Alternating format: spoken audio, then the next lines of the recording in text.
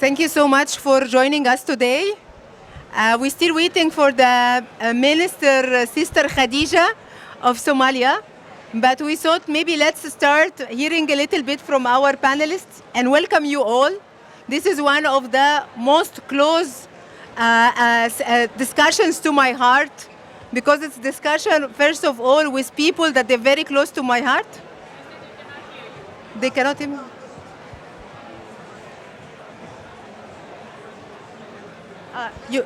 You can hear me well? Yeah. Okay.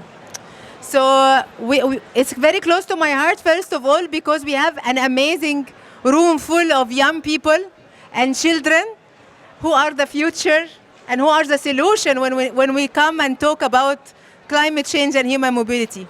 But also, I'm very, very happy because in our panel, we have Save the Children CEO.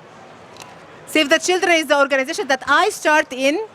They invested a lot in me, and they're still very close to my heart with their cause of supporting children and young people everywhere. So we have the CEO, Miss Injar Ashang, who will be contributing with us today and the team of Save the Children. But also, I'm very, very, very excited to say that we have with us our Goodwill Ambassador, who's also a young champion who's been able to inspire millions, not only thousands, of young people, who's with us here today. And actually, just a second, because I'm lost with the papers as well. So basically, Nicolas Marin, IOM National Goodwill Ambassador, an award-winning underwater photographer, activist, journalist, National Geographic explorer, and migrant. And I think when we thought who could inspire all these young people and children, we couldn't find anyone better than him. So, and of course, we have a very close minister to my heart, Minister Khadija, Minister of Climate Change for Somalia, who is a sister, who is also a woman full of power, passion, and commitment to climate change, to young people, and to human mobility. Until she comes, maybe we can start by saying, but by hearing a couple of words from our panelists. But I would like to highlight that this is not a normal, typical panel. It's an engagement panel where we would like to start by inspiring you all through the opening remarks from our panelists. But then it's your opportunity to engage, to ask, and to inspire us with your stories. So maybe let's start by our Goodwill Ambassador, since it's a panel for youth, to start with our young Goodwill Ambassador, Nicolas, to say to us a couple of words. Hello, everyone. Can you hear me? Well, nice. So, yes, my name is Nicolas Marin, and I am honored to speak today as a National Goodwill Ambassador for IOM. I am 25 years old. I'm from Argentina. Of course, I am an underwater photographer, journalist, activist, and National Geographic explorer. But the issue that we are discussing today is deeply personal to me. Like, the climate crisis is happening, and it's happening now. It's not waiting for anyone. Especially the most vulnerable. From scorching heat waves to devastating storms, the planet is sending us a clear message. We must act, and act now. Environmental degradation is pushing the communities out of their homes. So now, in this moment, a lot of people is looking for a stable and safe place to live. On average, 20 million of displacements are recorded every year due to weather-related disasters. But by 2050, if we fail in take a strong action, this number can be higher, and this number can reach up to 216 million people could be affected by the climate change. But in the other way, if we take strong action, we can reduce this number by the 80%. So we are in time, and I think we are in time in this 2024. Like, it's time to take the action, right? So as a part of the young generation also, I am 25 years old, we have the unique responsibility to act. And here is how we play, I think, a really important role in the climate crisis, right? Because we are not just witnesses of climate change. I think we are drivers of the climate action. So here's first is I think advocating. For example, I've been 2 weeks ago in Cali in the COP16 on biodiversity. We was advocating on ocean conservation, right? And I was seeing a lot of young people, maybe artists, maybe another photographer, maybe scientists and biologists working on the ocean. So young people have the power to change the narrative and mobilize others. Uh, in the second part, I think the technology is a really invaluable ally, even more for the young generations, because with the technology we can make more discoveries in the ocean, but especially also, for example, in social media. I work a lot with the social media, and maybe, of course, the papers are really important. But of course, we also need to that people reach that information, right? And now with the social media and the power of the technology, we can reach up to maybe 1 million or 2 million or 5 million or more people, more millions in just a second. So I think it's a really invaluable ally, the technology in this, also in this era. Um, and once I becoming being a professional tennis player, right? So to the 9 to the 17, I was playing the tennis my entire life. So and I said 4 years ago, okay, I want to be a professional tennis player. But now the reality pushed me to another way, and now I am an underwater photographer and a National Geographic explorer. And in December they select me as one of the best photographer on the world. So yes, we have a lot of things to do, I think, but I will pass the word to my college. Thank you so much. Thank you. I think I speak too much. No, you speak very well and you inspired us all. And it's great to see 25 years old young person reach to be the best photographer global wide. And I think it's a message for us all. Sometimes we plan for something, but it doesn't happen. But I think our destiny, God will, it's always better than our plans. So congratulations for that and thank you for this. And we'll still listen more to you. I'm sure every young person here wants to ask you a question, how you made it, huh? But maybe let's listen to Ms. Nijar, Save the Children CEO, who has also lots of field experiences and I think stories to bring to us to inspire the discussion.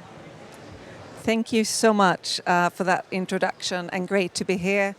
As everyone else, I think this is one of the most important topics that we are discussing at COP, and I think we're all here because we care deeply about climate. And many of us here have experience of migration. I myself am a child of a migrant, so this is very close to my heart as well. So yes, I want to put this in a bit more of a perspective. So what does this look like and what is actually happening to people on the ground? And often when we talk about climate change, we talk about big numbers. We hear 774 million children are living at the double threat of climate change and extreme poverty. That is a number that is difficult to comprehend. Is 1/3 of the 1/3 of all children globally. And I don't think there's any child alive today who's not impacted by climate change in one way or the other. And of course, children living in more vulnerable situations experience even more threats due to climate change. So that's what I want to bring to this conversation. And I'm also super grateful to see such amazing young people as part of the panel. So yes, we will have a conversation, but maybe just to set the scene a bit. So I mean, in my Save the Children, we are working in almost 120 countries. And in all of those countries, we are working, of course, with children, but we're also working to address climate change. And I just want to share some of the stories of some of the people that I've met in the past few months. So earlier this year, I was in Kenya, and I was meeting two families who were living in very temporary shelters, you could say. That was their permanent living. And due to the floodings, they lost everything. The floods came and they swept away the houses, everything that they owned. And I spoke to two mothers and their children, and the mothers were telling me that due to the recent flooding, their children were so afraid to fall asleep, because would the flood come again when they were sleeping? They didn't want to go to school, because what if the house wasn't there and the mother wasn't there when they came back home? And that is the reality for children in Kenya, in many other places. I also went to Turkana, which is a part of Kenya where you have a pastoral, a lot of pastoral communities living. And I was meeting families who told me how drought has affected them. And I was sitting down and I was speaking to one of the fathers who was a very important man in his community. And he told me that before the most recent drought, he had 70 goats, which meant that he actually was able to provide for his family. And he was, by his means and his community, a rather wealthy person. He lost all but 5 goats, which meant that he didn't have the means to provide for his family. And he told me that I am a man of... I'm responsible for supporting my family. I'm a man of a lot of pride. And now I'm in a situation where I actually have to marry off one of my daughters, which I don't want to do, to be able to feed my other children. I was speaking to mothers who told me that I have to choose between feeding my children and sending them to school. This is the reality of millions and millions of people in different places in the world. These are just a few of the examples. There are, as I said, and you said as well, Rania, a number of young people in this panel, in the audience here, and at Save the Children, we have brought a number of children to COP as well. And when I was sitting down with the children that Save the Children have sponsored to come to COP yesterday, actually, I was talking to them about how climate is impacting their realities and their lives. And I was speaking to Saima and Naomi from South Sudan, who was telling me how the heat waves impacted their education. And I was actually in South Sudan earlier this year, and I saw firsthand how the heat waves led to the Ministry of Education saying that it's so hot, so it's not safe to send children to school.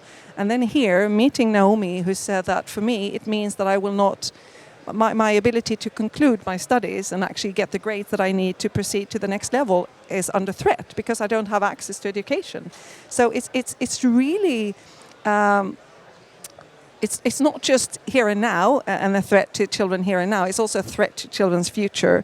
The colleagues from Somalia, I see some of them here in the audience, talked about hunger, displacement, and how the fact that the crops were severely affected by climate crisis meant that they struggled to put food on the table.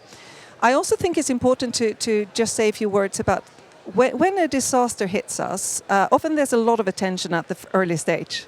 So when there's a heat wave, where there's droughts, the global community focuses on that, and there's a lot in the media, a lot in the attention from donors, but these things happen. They continue for years. I was in Pakistan a year ago, and as you know, last year we had a major flooding in Pakistan, putting big parts of the country underwater. When I was there, it was actually almost 8 months after the worst flooding, and I met a boy, Ali, who was still living. His house was completely destroyed, so he and his family, they were living on the roof of their old house.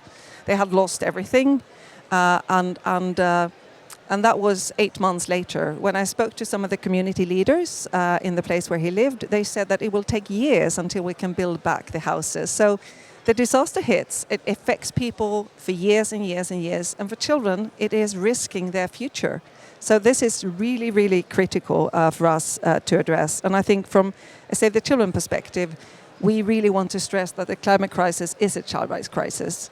And that's one of the key messages that we're bringing to COP.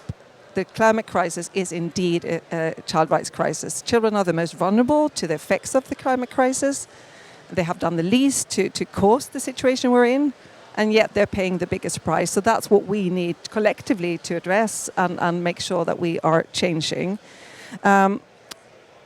We will hear it from the people in the audience, but I think it's really important to also acknowledge that children are not only the most affected, they also are the ones that can help us ensure that we understand the implications and also find the solutions. Children need to have a seat at the table. We need to listen to children. We need to ensure that their voices are heard.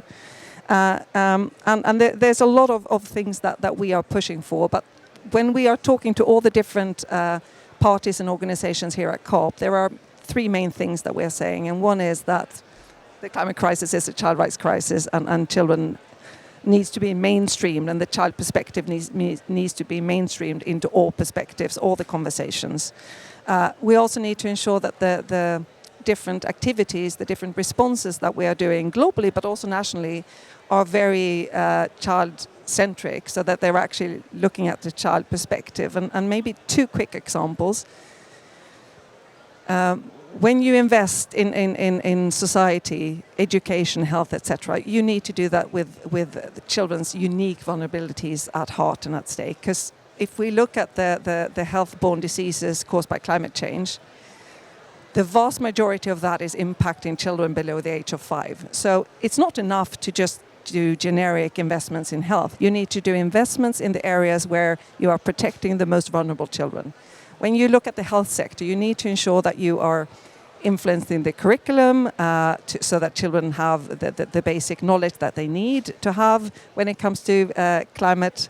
Also so that they can ensure that they are building a resilient society. And they are very resourceful and have a lot of ideas on how to do it. But we also need to look at educational infrastructure. We need to build schools that are more stable and less vulnerable to climate shocks, etc. So putting children at the center of what we do. And the last thing I want to say for this round is that ensure that children's participation is key and center of everything we do. Thank you. Thank you so much, Injar. And actually, when you were saying the example about a father who one of his daughter get married so he can actually be able to educate the rest of his children, I think I've seen this story in a lot of the countries. And I'm Egyptian myself. I worked in Middle East, I worked in Africa, and we've seen that how the people who pay the price are the children and young people and the women. As that's why IOM was putting the young people at the heart of every conversation, giving them attention, supporting them to attend platforms like COP, but also when we wanted to do events, we wanted to ensure that we get inspiring people, inspiring leaders to tell the story. And this brings me to introduce to my sister, Minister Khadija, Minister of Environment and Climate Change. Inspiring leader, inspiring female leader, coming from Somalia, but leading the way for Somalia in a very challenging time to bring the cause, to bring climate change and human mobility at the front line of every table, but also advocate for solutions and bringing partners together.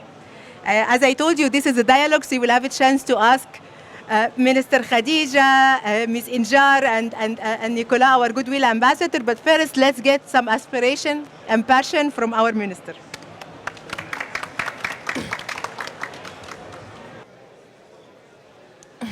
Thank you, my sister Rania, for your wonderful words.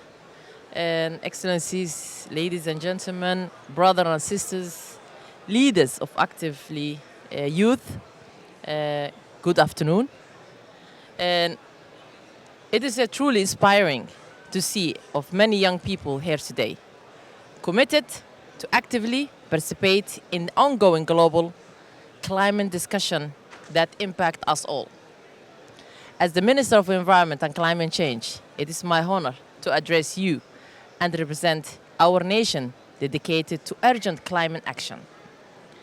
Climate change is not only development issues, it's the accidental threats that affect every aspect of life in Somalia. The contents of Beyond. Today, we are witnessing climate refugees, unlockable urbanization, water shortage, food insecurity, and conflict, all driven by climate impacts. When the climate disaster occurs, there have been immediate impact on young people. Dispute, education, less basic and essential public service, weakened job opportunities, and even higher living costs, and the overall achievement of SDGs and other global framework. Brothers and sisters, youth leadership and actives. Climate change, without doubts, is a driving of youth displacement and migration from rural to urban. And the feeling of hopelessness also force of them undertaking hundreds of dangerous encourage migration across dangerous seas of treason exploited by crucial enhancing people. This must be stopped immediately. We must all work together to turn of sorrowful tale into one of the empowerment opportunities led by youth, voice, and the global stage. In closing, I'll call up all leaders, policymakers, and organizations represented here to join us in supporting youth empowerment through policies and address climate impact of human mobility, stability, and development. The Somalia, the Minister of Environment and Climate Change, is dedicated to make youth voice a center part of our approach and setting our climate agenda, and not us, a victim of the climate crisis, but rather a potential power and participate in our resilience development and achievement of low emission development pathway. I thank you all. Thank you so much. I think that this was very inspiring, and thank you for opening the way for young people, but also calling for the participation and collaboration of different partners, including other organizations, governments, as well as youth. I think this is your opportunity. Huh? You've been waiting here even before the event time, so we're very excited to have amazing faces from different countries, region. You have inspiring leaders with different government, from NGOs, from youth. So it's your opportunity to ask the question, to share, if you want to share something, to tell us about opportunities and challenges. So please, I will not speak anymore. It's you and talking to our amazing panelists. Yes. Okay. You want to try? So, hi, I am Isis Riquelme. I am youth negotiator for youth delegate to IOM. And my question is, the government of Somalia include the terms climate mobility in the negotiation, especially loss and damage, the gender agenda, and NAPS in adaptation. What is your position for government? Thank you. And I really welcome all the youth around here today of different countries, and especially that for the young, especially for the gender. Thank you for your question. Somalia, of the Ministry of Environment, especially for myself, is the first Ministry of Environment, almost 2 years and 3 months. And we're trying to catch up what we have missed, because Somalia never had the Ministry of Environment. I was lucky to be the first minister. And Somalia negotiator we never had before. To be part of it, we didn't know what's going on in the world, what's happening because of the civil war Somalia was facing of. And now we thank God that we have the third year now Somalia negotiator. And loss and damage has been approved at the moment. There was no, but we were focusing, we was trying to get loss and damage because Somalia was a vulnerable country that was lost a lot of things, and we was focusing and pushing for this is the third year. Somalia will be participating of the COP, and we're going to be part of it. We have a youth, as you see that Somalian youth are part of in COP. We're trying to push it, and especially for the youth and private sector, civil society, all of them we're trying to engage to be everyone of impact of the climate change, to able to see the world, what's happening, especially in the COP, to able to be on the ground and see what's happening and hearing everyone their views, and really inspiring us because to see our youth already in part of the COP and participating in different areas. So we're trying to push our youth and to be every areas that we could able to be taking part of it. Thank you. Thank you so much, Minister Khadija. I think let's start with young people, huh? Yes. So, no, everyone will ask the question. Hi, I'm Zamzam Ibrahim. I am also one of the IOM youth delegates, and I'm originally from Somalia as well.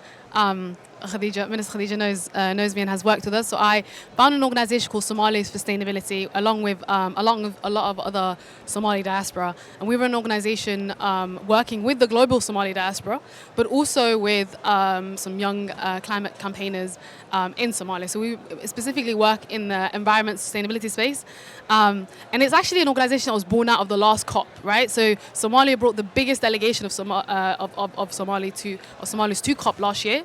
And we all met, all these young people met together. We had an event in the Somali Pavilion, and we were all realizing we all work in the environmental space, specifically a lot of us who are diaspora, and none of us are connected. None of us are being able to do the work.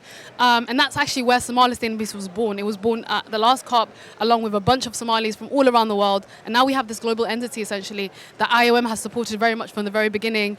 And we hosted the first ever LCOI in Somalia, alongside some partners. We actually had Save the Children, Nafisa, who's here, one of the most incredible young speakers who keynoted our conference and inspired people to really remind us of like actually the impacts of the climate crisis, but also the reality of like the brutal reality of like we have to get on with it, right? The crisis is at our front door, and I think it's a reminder to me as a Somali diaspora who grew up in the UK, who is incredibly passionate about this work and has worked in the advocacy space for years. It was a real reminder of the fact that like actually the impacts of within Somalia is actually one of the most devastating impacts in the world, right? Like we know Somalia is so disproportionately impacted, yet so little happens, right? And as somebody that has worked in that environmental space for years, myself and many other people who are really passionate about the work came together. And for me, I think one thing what I realized is the human capital within the Somali diaspora, the talent, the knowledge, the experience, you know, the wealth of will to kind of go to the country and do the work. And it's been incredibly important and pivotal to work with the ministry itself, who has supported a lot of the work that we've been doing. But we're going to be doing a lot more work actually with IOM, with Save the Children, to really continue to push the work. But I wanted to kind of highlight actually the importance of like essentially like the impacts of the climate crisis like really resounds in generation from generation. Like I'm the daughter of Somali refugees. My parents fled the civil war, but the reality is that like I'm so connected to my land and my home in a way in which actually the global diaspora that we work with are. And so I wanted to kind of highlight and commend Khadija for the work that she's been doing and really like pioneering and pushing the climate conversation, because it's true, Somalia's only had a climate and environment ministry for 2 years, right? And that's insane to think that like a whole ministry has been built up from the ground, right? But actually to really think about like the work, where does the work go next, and how do we really mobilize and use the global Somali diaspora who have skill sets, who have knowledge, who have experience, who are ready to like serve and support the work that you're doing to amplify it to a different level, because that work is already happening. So my question really is like, how can we work together better and more impactfully and continue the work that we're doing? Thank you so much. This was amazing. I always say if we have young people like you and like Nicola and others, we should not be worried because we're in safe hands. They are amazing. They have great experience. So thank you for sharing your story, and maybe thank you. Thank you so much. Of course, working together already has been started. And I am and all the partners, we are working very close. The main important that today we are in the COP, and I believe the young generation is the most important. And I believe, I'll just say this again, government cannot do alone, especially when we're fighting against with the climate change. Climate change affecting everyone. So we cannot rely on the government do everything. It's part of our life that to do so many things in our area. So especially the youth, and we have huge number of high young generation in Somalia. And we all came, as when we say that we went to the refugees, we went around the world, and now we're part of the diaspora, and we went back home to do something of it. So it's most of them us diaspora. We went back, we want to do all our effort to help our country and help our people. So we started here, we were not there where we are now today. So 2 years or 3 last 3 years that we were knocking the doors, we were trying to get together. Let's cooperate together. Let's work together with the youth and the government. And for myself as well, that I'm trying to engage most of the young generations that in Somalia, how can we work together? So we want to come, don't wait from us. We want you to come with ideas. How can we able to do? You could tell us, it doesn't mean that the government always is the perfect 100%, but we might not see what you could see as a young generation. So we want you to tell us, this is what we need from the government. This is how can we work together? And our door is open, especially for myself. I want to ready to work with the young people. And this is what inspired me as well, that I could see Somalians everywhere, all the panels, and they're talking, and they're raising the issues that in Somalia, and this is where it starts. So we want to sit down on the table and work together and tell us what we're missing and how can we do better for the next year. Thank you. Thank you, Minister Khadija. May I ask Nicolas also and Ms. Nejar to respond to this from the different perspective? We heard the minister perspective from a government, but let's have a perspective from young person who made it and he became a goodwill ambassador, and also from the NGOs and how Save the Children been able to support thousands and millions of children everywhere. Oh. Okay, as a Latin American and Argentinian specifically, sometimes it's really hard from my perspective as an activist, as an explorer, as a photographer. Sometimes, of course, work with governments, right? Because sometimes it's a lot of bureaucracy and it's like longer process, right? So, and younger generations have like, maybe because we are in a generation that everything is going faster, right? And we are like waiting, like everything is faster, and some things are not faster, like the climate change. We have like some treatments, like the 30 by 30, or a lot of treats around the world, and I think it's really necessary to work next to the government. But in the other hand, I also think that also it's necessary that the government accept that the climate change is real in the first part, because in some part of the world we can talk about this, and some people said, "Oh, you're lying because the climate change is not real." And that is the first door, because you are blocked. You can't continue because whatever you said you are like lying. So I think that is the first step for the government, like recognize that the climate change is real. And when they recognize as a problem in the life, when you recognize a problem that you have in your life, you can start to maybe look for the solution, right? And so the same as the climate change, I think.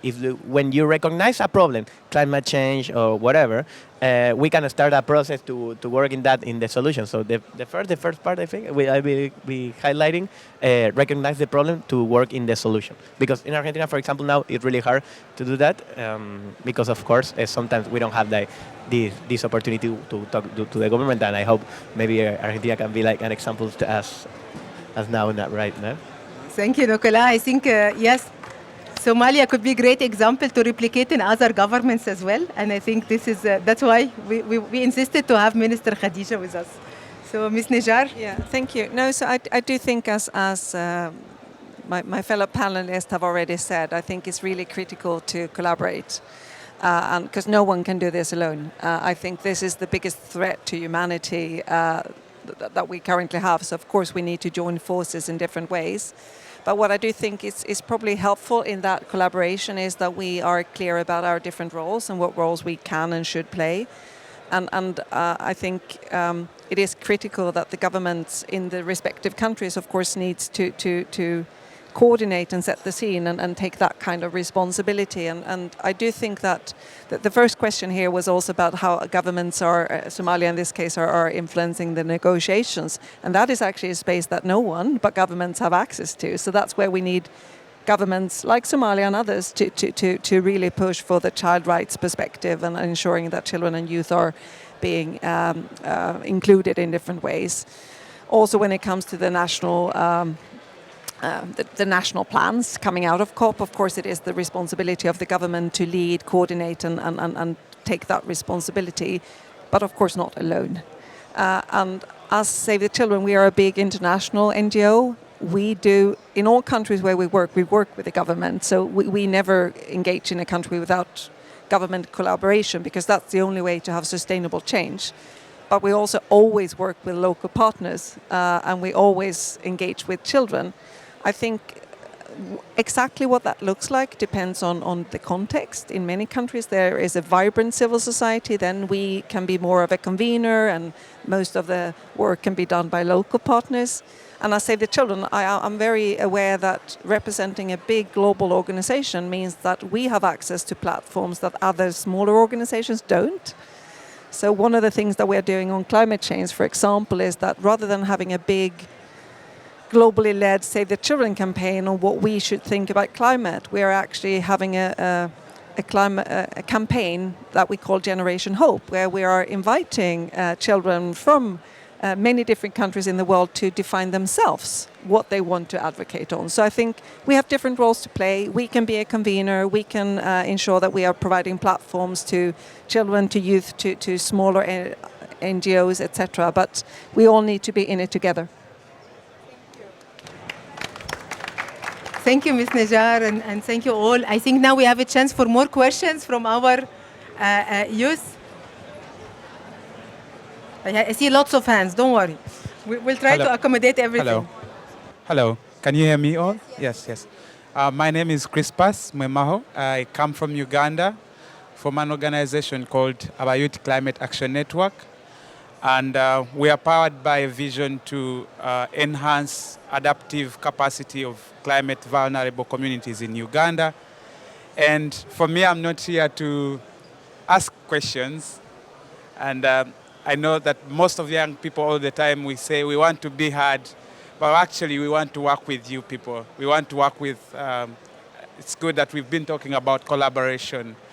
And mine is rather a proposal than just a question, and it goes to the CEO of Save the Children, because one of our thematic areas is children and education. And what we are doing, for instance, is we work with climate displaced people in one of the camps in Uganda of people that have been displaced by floods. And we have mobilized from within our means as young people and constructed a school that is providing free education to over 100 children in this camp. But also apart from that, we have introduced a scholarship program for children, just like ones that you've mentioned, that come from families that have been affected by climate change and are dropping out of school, can't continue with their education. So what we are doing is to mobilize, look for people who can fund their education. And with that scholarship scheme, we have about 15 kids from rural and urban slum communities that are affected by climate change and wouldn't continue with their education. We are funding them, their education. So mine is rather a proposal of how can we work with you to ensure that, for instance, the school we have in the IDP camp is a school that goes up to primary 3, but our vision is to make sure that we have a complete primary. And the other vision is also to see that we reach out to a big number, because we've done mapping of all these areas, and we get overwhelmed really, because it's not like we get from a very big pool of resources. We are constrained by funding and all that, and we hope that, you know, it's an area that we can work together to see that, because we usually see most of the resources going to children. For instance, in Uganda, you know that hosts, I think, the biggest number of refugees in sub-Saharan Africa. And when you look at the refugee camps, for instance, there are schools, secondary schools, but when it goes to IDPs that are hosting climate displaced people, we don't see the same. There's a discrepancy of services, social services given to them. So we want to break that kind of way of doing things. And this is our proposal, that we hope that we can work with everyone. And I'm saying Save the Children because definitely you're the one here, but even people in the audience, if you can come and join us, sponsor a kid from these marginalized areas, we hope that enhances the resilience in long run, the adaptive capacity of families, but also solving issues like child marriage, because as you've just said, most of the girl children are are sent to marriages just because parents can't afford taking them to school. So mine is rather a proposal of working together and scaling up our work than just a question. Thank you. Thank you so much. This is amazing input. So maybe if the children want to say something. No, so two questions. First, let's make sure that we exchange contacts after the event so that we can make sure that this is not just a proposal that doesn't lead to anything. So let's do that. But then maybe also to say that on your comment about the work in the IDP camps and host communities, one of the things that we always do is say the children, because we know that's a huge number of migrants nowadays are actually internally displaced, so they are in their own country, and we also know that it's quite challenging when we do when we have support structures only for the internally displaced people and not for the host community. So we are always trying to ensure that we are addressing both, because we are all dependent on the host communities welcoming the IDPs to their area. So I think what you're describing is a really critical approach and methodology when it comes to how we ensure that we are not just supporting the IDPs short term, but making sure that we are also ensuring that they are welcomed and not being pushed away by the host communities. So let's continue to talk. Thank you. Thank you so much, and definitely as well as IOM and all our partners in the room, I'm sure they will be very happy and open to work, and it's an amazing idea supporting displaced communities. This is what we try to do in our offices as well, in partnership with a lot of the agencies. There is 10 minutes left, and there is a lot of young people. We want to hear their voice. Let's have maybe one lady, one gentleman. Okay. I have it. Please. Okay. Hi everyone. My name is Yemi, and I'm from Barbados. I am representing the organization that I founded called Anchorbridge Environmental, and our work revolves around including marginalized groups in climate projects, policy, plans, etc., etc. And so I really am enjoying this discussion, and I do agree with you that children are and youth are some of the most vulnerable groups. But I would also like to highlight that children and youth can also be minorities within minorities, as in they can be disabled, orphaned, etc., etc. And so my question revolves specifically around policy, as in, can you provide examples of when you've seen children and youth included in policy making and decision making, if you have those examples?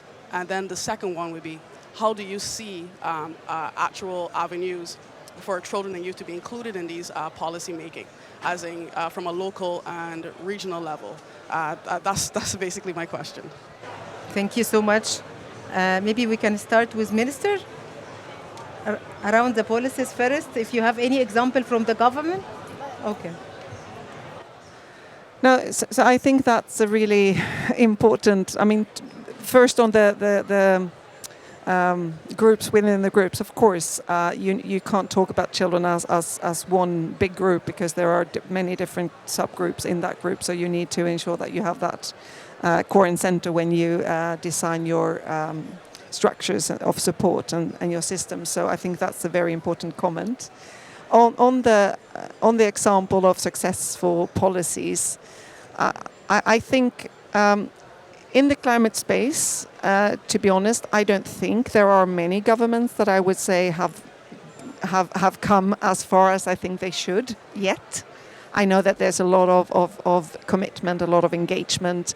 One of the things that Save the Children did leading up to COP, where we were actually doing mini COP simulations in 27 countries, where we were bringing together groups of children and have them talk to government representatives, delegations, people that are here, because that is a way to ensure that the government officials come to COP having heard the views of children. And I do hope that will lead to actual inclusion of those perspectives when they come back home.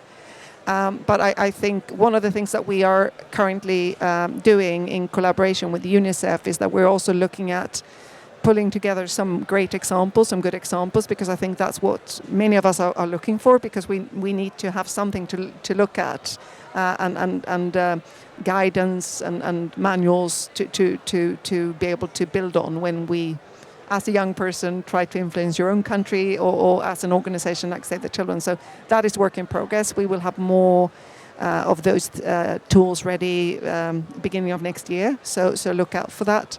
But I think in many other areas we have a lot of really good examples of how governments have been working to including children, ensuring that they are core and center of their policy. So we should also look at how that's been done in the education space, in the health space, because I absolutely think it can be done, and the policies will be better because of it. Thank you so much. Maybe Minister can touch base on that, and then we can have one. We still have 6 minutes. Thank you, Rania. And it's a really important question about the children when it comes, especially in Somalia, in a country like have suffered different areas, and especially now affecting of the climate change on our children. I'll be honest with you, the youth voice is very high, and when it comes to COP and other international conference, but the children, unfortunately, is not. And as a mother of 5. I need my children to be the best. And every parent, I believe that they want that when it comes to human aspect. At the same time, like, I'm a minister. At the same time, I'm an MB. I'm very close to people that I represent. The stories that I hear is unbelievable. How they suffer from the mothers about their children. And this is really things that really need to be do something. Especially is you have not only us as a government, not only as a mothers, but as well that youth have their role, because their voice is very high to able to reach. When we comes to COP, and this is my 3rd year, we talk about few. It was 2 days ago we have discussing of UNICEF and GCF and World Bank about the children. And it was my first time discussion about the children. And I'll say that it was my first time because if you could go around, you wouldn't see no children talking, especially of the climate finance. There is a bunch of money there and nobody's putting about the children. And this is the reality that we're facing. And this is what we need to work on, that how can we save our children, because they're the future. They're the one that need of the health, they need the educations. So we really need to work on that, and how can we able to change things in COP. Thank you. Thank you so much, Minister. Can we have another question, please?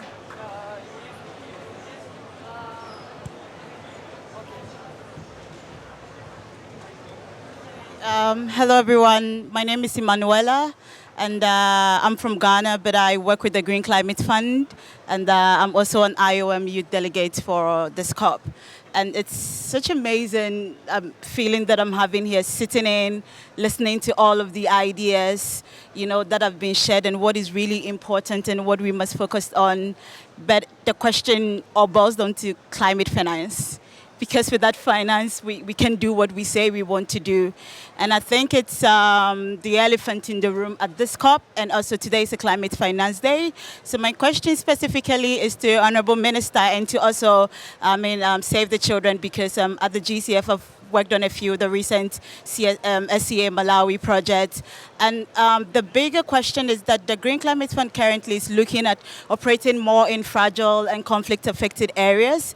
And it's an elephant in the room because some countries do not believe that that should be the focus. And so the current text of the COP guidance to the GCF came out today, and there's a whole text on mobilizing climate finance in GCF, prioritizing operating in fragile and conflict-affected places. So I really want to know your opinion, and how can we really encourage other governments to make sure that that test stays in the negotiation item, and to also, coming from Somalia and even other sub-Saharan countries, what really is the focus, and also how important is it to really focus climate finance on vulnerable communities and also in fragile and conflict-affected places? Thank you. Thank you so much, Minister. If you allow me one other question, because it's final question, and then give you a chance to the three of you to give answer and last word of wisdom.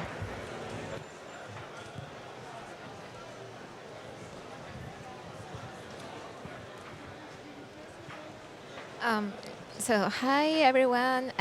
Thank you so much for giving me the floor. And I want to ask you about your perspectives about what are your specific perspective about climate migration related to indigenous peoples and local communities, and how you are pushing these terms in the negotiations or maybe in your action plans. Thank you so much. Thank you so much. Maybe because of the time, we can give the floor to our panelists to respond to the question and give a last word of wisdom. So maybe let's start with Ms. Nijar. So thank you for those two questions. So maybe to start with the last on indigenous populations, I think from a Save the Children perspective, this is really important because we see in many of the places where we operate that the indigenous populations are much more vulnerable to the climate shocks than others. And just to give you one example, I was in Colombia last week, and I've been there a couple of times in the past few years, and a lot of our programs there is directed towards indigenous populations, and it's not just for the groups that we are working with. Of course, it's the same threats that every other child is experiencing, but it's also a threat to many of the groups, to their ways of living, their whole culture. So what we are trying to do, and I had a number of really good conversations with the Colombian government last week when I was there, is to really ensure that that is a perspective that is taken into account, so that we don't just talk about children as a big group without all their differences and what that means. So we as an organization are doing a lot focusing on indigenous. I think we need to do more.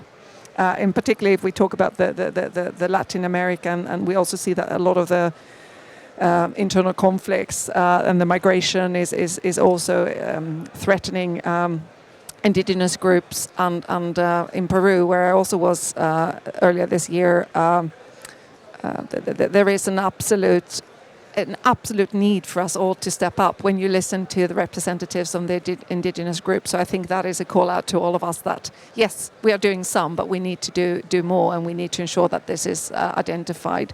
But one of the things there I think often happens is that you put different groups against one another. And I think it's really important to not do that and to have an intersectional perspective. On the vulnerable countries, I do think it's absolutely critical that that is part of the agenda going forward. I know that that is more challenging because actors like the Green Climate Fund or funders like the Green Climate Fund, for example, are also having quite challenging demands on the governments and their ability to manage and respond to manage the projects. As Save the Children, we are trying our best to really challenge the donors, but also to be propositional. And one of the things that we managed to do from last year's from COP in Sharm el-Sheikh to COP in Dubai was that we were actually able to bring the Green Climate Fund and the Global Partnership for Education together, because we said it doesn't make sense. We, as a recipient of your funding, we are working with both of you, but we are not working with you together. So we were able to actually launch a big joint coalition on funding climate and education. And I think we should find methods of doing the same when it comes to addressing the more vulnerable and fragile states, because I think, as you say, that is really key, and that is, we are risking that not happening because of how challenging it is. Many of the governments being quite unstable, etc., and sometimes there even isn't a government. So we need to think about how we can address those states as well. So thanks. Thank you so much, Ms. Nijar. Maybe now, Nicola, if you want to answer some of the question, but also to give to the young people around the room your piece of wisdom. Okay. Yeah, as a journalist, as a photographer, as a Nico, I get the chance also to document the illegal fishery, for example, in Senegal, that thing that is happening, of course, also in Argentina, was like really different, because like in Senegal, I was making some interviews to the local people who was living there. They don't have any fish to sell, maybe to have like a small business, but even a fish to catch and eat. And that's where it starts like some of the climate refugees, right? Because the illegal fishery is taking out all the fish, and they don't have any fish to sell and to eat. So what what they will do there? They will move to looking for a better life. They don't look if there are big waves or because the moment is now because the boat is going now. And how many people was dying on the way, right, to in looking for a better life? And I was seeing that in the first person. And I think we should give in a stronger voice to that people because, of course, everybody can talk about that, but. How many people went there and talked with that people, and how many people were maybe documenting there, or maybe some talking because that people don't is not talking maybe with anyone and is talking to the sea, and when they are talking to the sea, they are already like dying. So I think that was on my like really like difficult expedition, right? Because I also document the beauties, but I also document the problems that have the ocean. And in the other way, for more hope, I think we are in a moment that everyone, as a citizen, as an artist, as a biologist, as a doctor, as a whatever you are, we can take action on that, right? If you are a professor, maybe on the school, and saying to the guys. If you're a photographer, maybe for your photography, you can transmit or share what are you seeing underwater, because most of the people is not seeing maybe underwater. And so in my case, I am going underwater to take some pictures and to show the people how is the reality also down there. And also how is the reality of the other people who don't have like that voice. And I am giving that voice, I think. Thank you so much. I think this is very good. Telling the story of how people are struggling and suffering. We don't talk to each other. We need to document these stories and show it to the world, to the policymaker. So when they set policies, when they allocate funding, it goes to the right people who are so much in need of it. And the last but not least, our dear Minister Khadija to answer the question, but also to give us some closing remarks to close the session. Thank you. And I will answer about the climate finance. Thank you for this very important. And today is the Climate Finance Day. And it's really what we here to seek up of the climate finance to find especially vulnerable countries. I would just want to say of my experience, as I mentioned before, that the Minister of Environment in Somalia is almost 2 years and 3 months. And with no policy starting from the scratch. Believe in ourselves that we is the GCF, for example, that have a long process. They have every continent, they have the same process and same thing what they need. And especially we were believing that how can we do all this process and document? How can we example from the developed countries? How can we be the same? Was really the shocking from the first bit, but we want climate finance. We wanted our vulnerable country to be able to do something. And the advice that I give is to able to have a good leadership. And number two is to have a good team as a technical team could able to do the work deliverable on time.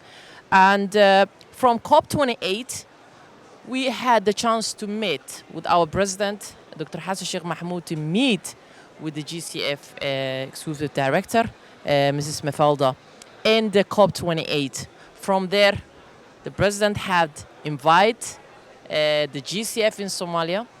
She visited in Somalia in March. We had to prepare all our documents, prepare everything. We prepared. I know what they want GCF, and we really knew what we want. So we had to prepare to meet with the government, with the cabinet, with the president, with the private sector, with the civil society, and the youth. So everyone they had to meet, and from there, they had announced that they're going to give the project for Somalia. So we had a good partner. The file already we've been prepared. Of course, I mean, for that as well, that you wouldn't believe it. The GCF, usually everyone says, nobody, they cannot, the long process will take and this. So from there, it was on March. We had to submit it on June or July. October last month, I was in Korea in GCF. I had to sign 100 million. Was really the first single country has submit, and only the process took only 5 months to able to complete it. So this is the main important. We need to focus. We cannot only complain. We need to have a good partners. We need to have a good team and good leadership. This is the way that we need to access of the climate finance. If we don't have that, we cannot access. We need to focus and we need to knock the doors and push it as much as we can, and we could able to succeed in especially development countries. So I think this is the right way we could able to manage, and this is my advice as well. That so 100 million for us is peanuts for the moment. But we are pushing, we are willing to do more. We need to learn from our mistake that we have done it too. But country is only 2 years old, could able to have a single, especially finishing within 5 months, I believe is a miracle, but we think is not enough. So we keep pushing, and to able to have a good partners as well, could able to work with us as well.